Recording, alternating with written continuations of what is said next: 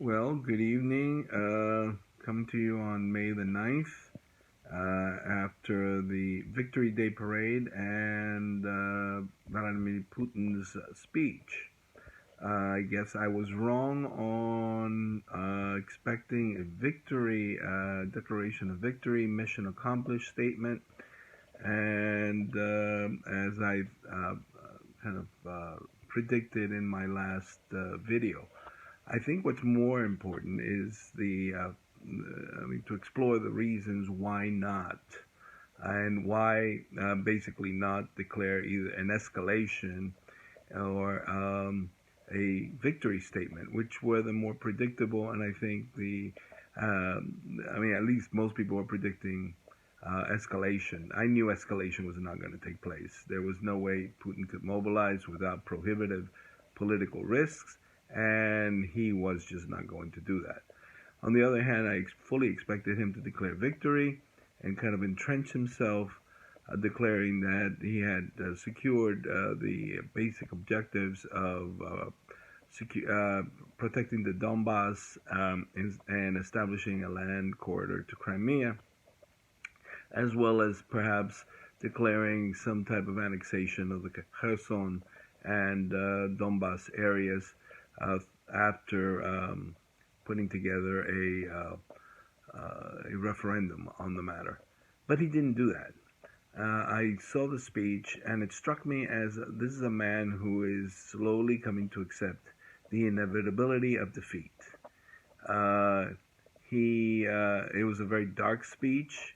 It tried to restate the legitimacy of the special military operation without mentioning Ukraine.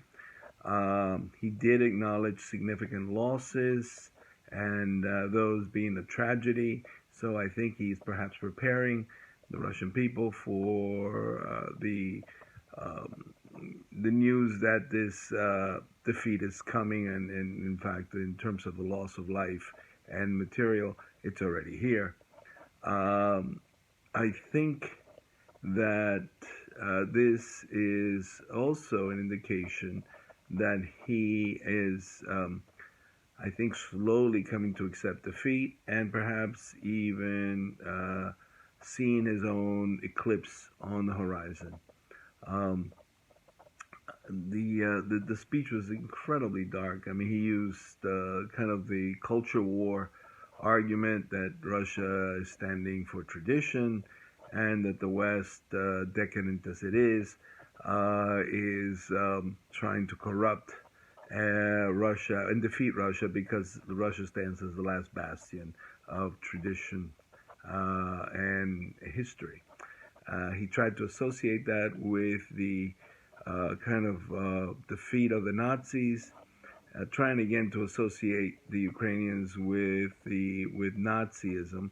As I mentioned in the previous video, he did mention banderists, and that's a reference to Stepan Bandera and the Organization of Ukrainian Nationalists, who did cooperate with the Nazis for a short period of time, hoping to break away from the Soviet control and Stalin's history of brutality against genocidal brutality against the Ukrainians. But as I mentioned in one of my videos, Bandera broke with Hitler once it became clear that Hitler was not going to establish an independent Ukraine, but rather make it part of the greater German Empire, as stated in Mein Kampf and pursuant to the goal of Lebensraum. And Bandera himself was placed in a concentration camp. He was later freed because the Germans, on the eve of their defeat, believed that Bandera's group could provide an effective fighting force against the Russians. Although Bandera turned his guns and his organization's guns on both the Nazis and the Soviets, and therefore became an enemy to both. He was at times friendly towards Jews, at times vindictive. If they did not join his organization, he could be very ruthless with Jews, but he wasn't particularly anti-Semitic in his program or in his tactics, and that may have been the genesis of the Lavrov statement that even Jews, particularly some Jews that joined the Banderist movement, and there were some, were Nazis in the estimation of the Soviets, and that these people were again Nazis, even though they may not have been ideological anti-Semites. Again, the Russians use a kind of Orwellian doublespeak to explain the historical realities. There is a kernel of some facts which they weave into this horrendous and obscene narrative of lies, filled with lies.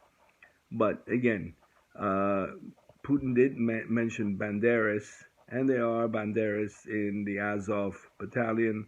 In fact, I saw a tape from the Azovstal plant where some of the Azov regimental fighters were actually singing a Banderas song.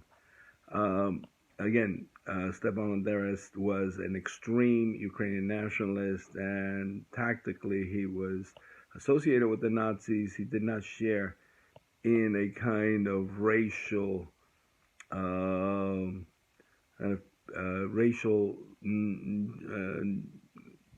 ideology that had anything to do with National Socialism. But again, the Russians. I think Putin's whole speech, I think it was very, very somber, and I think it's a man that has become particularly aware of his own ensuing eclipse and the failure of his operation, the absolute abysmal failure of his operation. And in fact, the situation on the ground seems to indicate that the Ukrainians are not only holding their own, but they're driving Russians back to the border in the Kharkiv area, and are basically employing a tactic of defense in depth, which I mentioned in my last video, to kind of destroy the Russian piecemeal attack, because that's exactly what the Russians have employed. Piecemeal attacks across a 300-mile front, which if their thrusts get anything like beyond 90 miles from their logistics centers, they are very vulnerable to counterattack and are likely to be defeated in detail. So I think this is a man who is recognizing the dire situations of the battlefield, and I do predict that the Ukrainians will score significant victories in the coming weeks, maybe month ahead, and that Putin, I think, is becoming very aware of that. There's a certain inevitability to the Russian defeat. It was a very, very dark speech, and it kind of explains why he did not declare victory. I think Putin has come to understand that there is no victory coming for the Russians. I do acknowledge that I made a mistake. I thought the savvy move would have been to declare victory and re-entrench his forces and hold out for as long as possible, perhaps for a negotiated solution that would give him some kind of standing in the Donbass and some kind of recognition of the Soviet control in Crimea. He didn't do that. I think he is aware that things are going to go from bad to worse. Again, this is my views on May 9th. If you like this video, please subscribe and comment on it. I do appreciate comments, either pro or con. I will try to answer those comments as they come in. So long.